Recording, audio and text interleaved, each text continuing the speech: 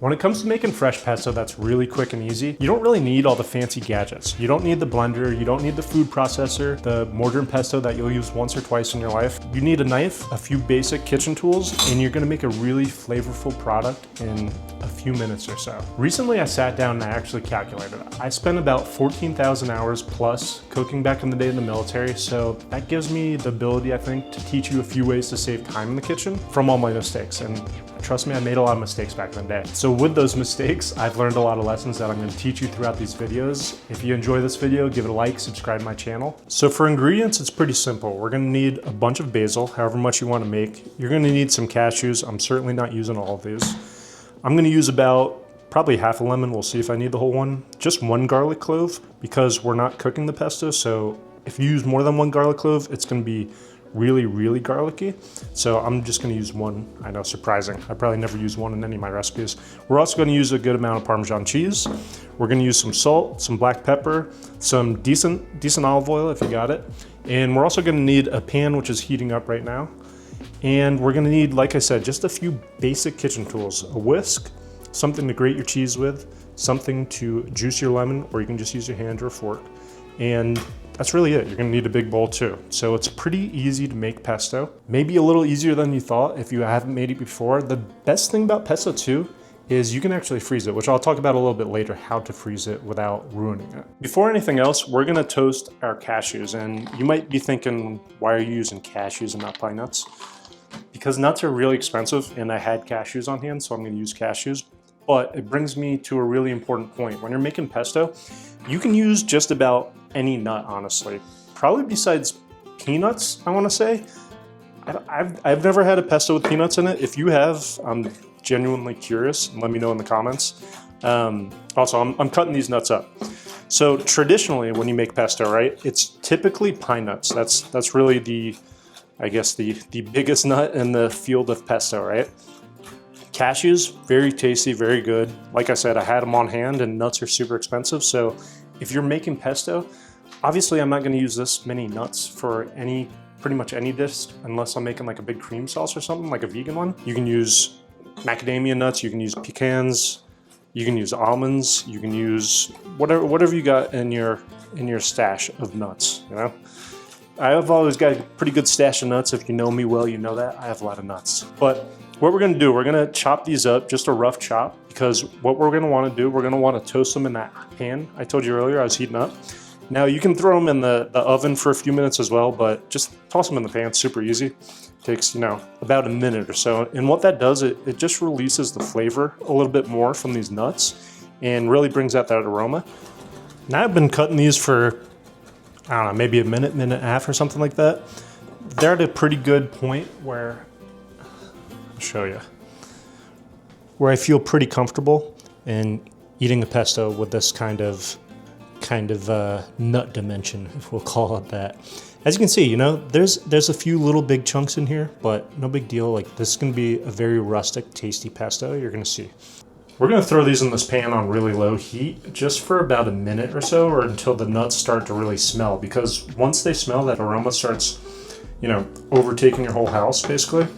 That means we've done our job and it's gonna taste that much better. Throw the toasted nuts right into a big bowl that you're gonna be mixing the rest of your pesto into. Now grab your rinsed basil and we're gonna pick off the leaves from the stems and save the stems. What I've been doing lately more, I've been keeping a little container in my freezer of veggie scraps, and once it fills up, I'll make a broth out of it. And I'm gonna do the video on that in, I think, 2 or 3 weeks it'll be out, so you'll see how to do that when I make it. Now when it comes to measurements in terms of the ratio of your basil, your nuts, your Parmesan cheese, your oil, etc., you'll kind of start figuring out what you like more of, There's a lot of different ratios out there if you just Google how to make basic pesto. It's really user preference, right? For instance, you'll kind of see how I do mine here, right? Like I started with the nuts, right? And when I crushed up or chopped up those amount of nuts, I was looking at how much basil I had first. Once you get to that point where you're able to really eyeball it, it makes cooking way easier. That's a big part of why I almost never write down the ingredients for these recipes I share with you guys. One, I don't like figuring out. I've never really cooked that way, to be honest. I don't really like following recipes to the T. Two, it just makes you a better cook if you're able to cook without specific amounts, right? You're able to just start eyeballing it, and you kind of like visualize what this amount of basil would taste with this amount of nuts, with X amount of cheese, etc. You'll just start kind of figuring it out after a while, if that makes sense. I hope it did. We're gonna start rough chopping this basil. And when it's like a real rough chop, we're not finished yet, we're gonna add the nuts into the basil leaves. You can start really visualizing how much nuts to basil ratio you have, and we're gonna start combining everything else in as well. Next, we're gonna grate in our garlic. Now, I like grating it in. You can certainly chop it in, but if you grate it in, it's gonna be a little more flavorful, but it's also gonna spread out a little more evenly.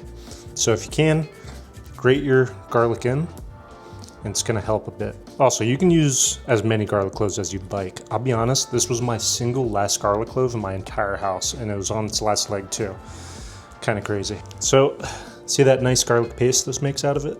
We're gonna throw that right in the mix. Now we're gonna mix this around a bit more, just in itself, and we're gonna give it another good rough chop. So now that's starting to get tossed together, we're gonna add in some salt, and you'll see what I mean in a second here. But basically the salt, it's gonna be kind of like an abrasive kind of deal going on, where it's gonna help extract out some of the basil leaves and the color. And it's gonna mix that much better together whenever you use your basil and something. For instance, you're making pesto pasta. Without this step, it might not be as green throughout. And to do this even better, we're gonna get a little liquid in the mix from our lemon. So you're gonna cut a lemon in half for this. I'm just gonna use half a lemon. Lemon is optional, right? It's not in traditional pesto, but I love it. I love putting lemon in pesto. It tastes really good. So now, what we just did there, it's gonna work even better with a bit of liquid to help smush everything together, basically. Another trick too, if you want, you can actually soak the nuts overnight to make them a little softer. Just kind of depends how much time you want to put into your pesto, right? For this, it's very quick and easy. It takes a few minutes or so. So we're not doing that method. We toasted them instead. We're gonna throw this mixture into the bowl now. Now one of the most important parts here, the olive oil, which we're gonna mix in really slow.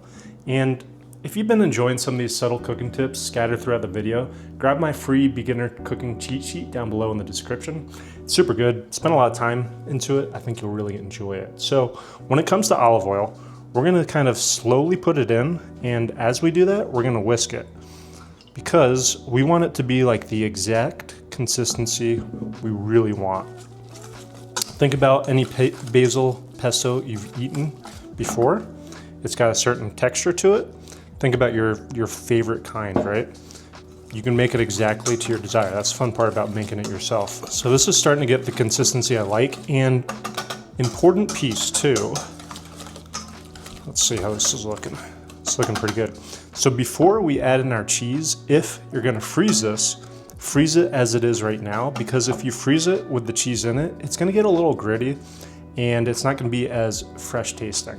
So I would recommend, if you're freezing it, if you're not using it right away, hold off on the cheese until you actually use it. Say you're making pesto pasta, hold the cheese until the pasta is ready and you've thawed out your frozen pesto, and then you can add in the cheese.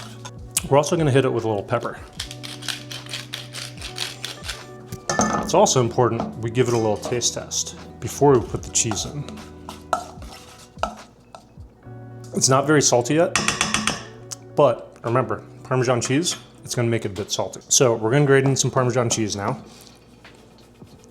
I like to grate in a pretty good amount.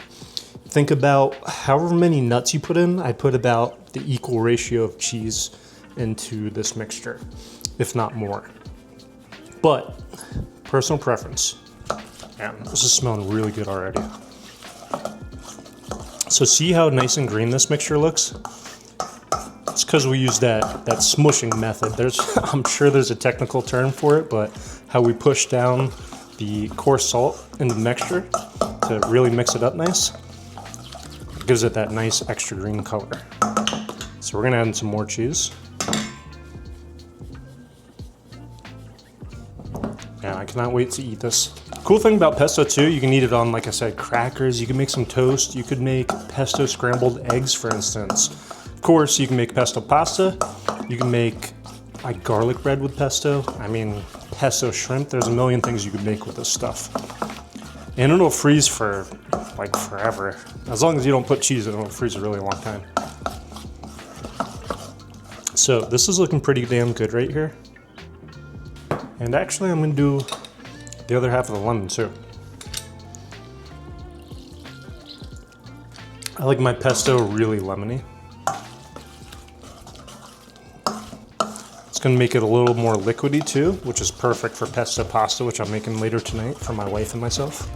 Now we've got our fresh pesto, but to make that fresh pesto, remember, you need a nice butcher block or wood cutting board to cut it all up on. And if you wanna maintain that, watch this video over here.